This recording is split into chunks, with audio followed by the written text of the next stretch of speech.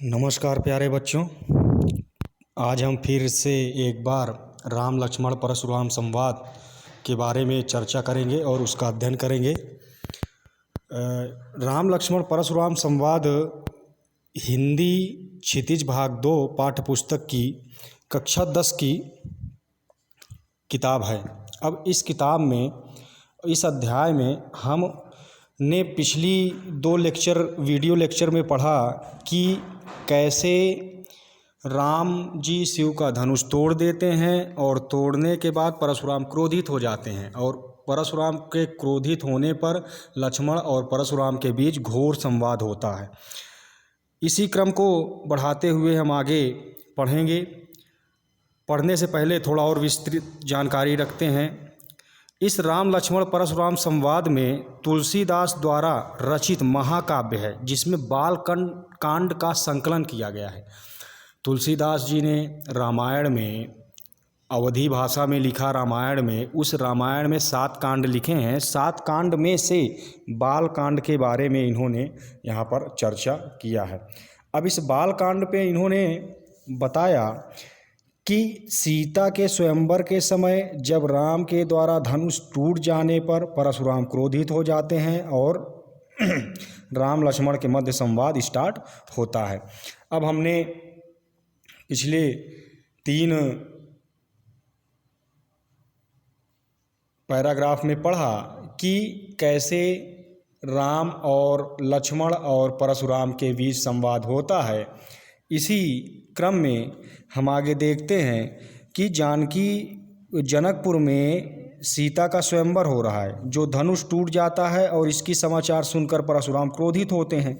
जब परशुराम क्रोधित होते हैं तो परशुराम उस शिव धनुष के टूटने पर वहाँ पर आ जाते हैं और आने पर कहते हैं कि इस धनुष को किसने तोड़ा, जिसने भी तोड़ा हो वह मेरे सामने प्रस्तुत हो जाए, अर्थात मेरे सामने आ जाए।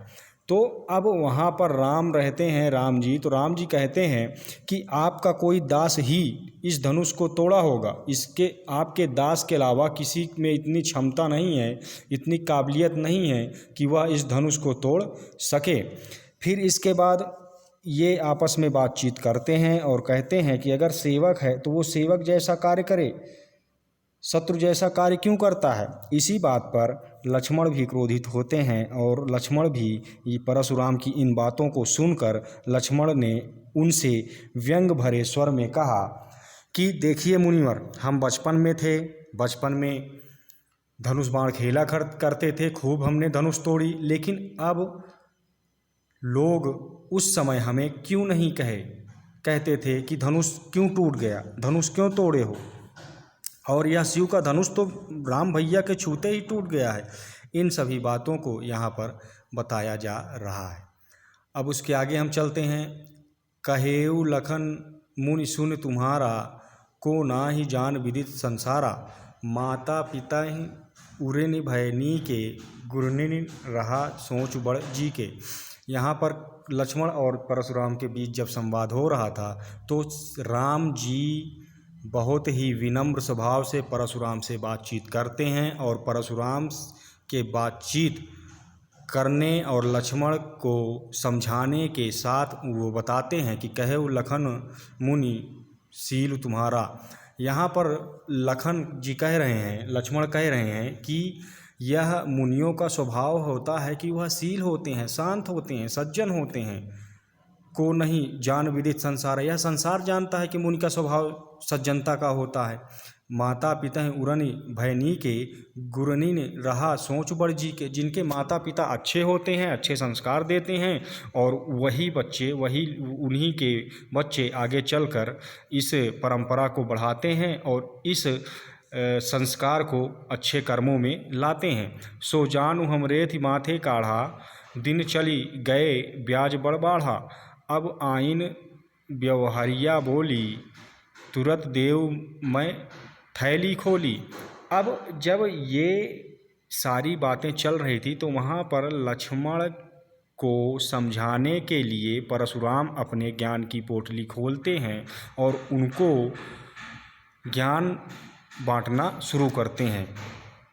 सुनि कटु बचन कुठार सुहारा, हाय हाय सब सभा पुकारा। अब यह कड़वे वचन कुठारो, मतलब हे मुनिवर, आपने यह जो कड़वे वचन बोले हैं हम लोगों के प्रति, इसको सुनकर इस सभा में हाय हाय मच गई है। लोग डर रहे हैं, आपसे काँप रहे हैं। भृगु बर परशु देखई मोही, विप्र विचारी बचै नृपदोही। अब आप अपने भौहों को गुस्से से लाल होकर, इतने तेज गुस्से से आप देख रहे हो सभी को सभा में, तो सभी लोग यहाँ जितने राजा बैठे हैं वो राजा सभी अपनी बचने के लिए जुगाड़ देख रहे हैं, अपने बचने का प्रयास कर रहे हैं। मिले न कबहु सुबह रणघाढ़े, द्विज देवता घरहि के बाढ़े, अनुचित कही सब लोग पुकारे, रघुपति सहाय लखन निवारे।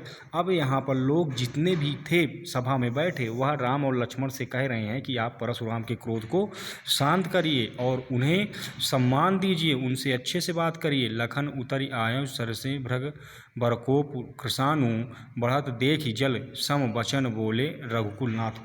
अब जब ये सारी प्रक्रिया यहाँ पर चलने लगी तो लक्ष्मण के ऐसे वचनों को सुनकर परशुराम के क्रोध की ज्वाला और अधिक भड़क गई और अधिक उठ गई, तो वहाँ पर लक्ष्मण को मारने के लिए तत्पर हो गए।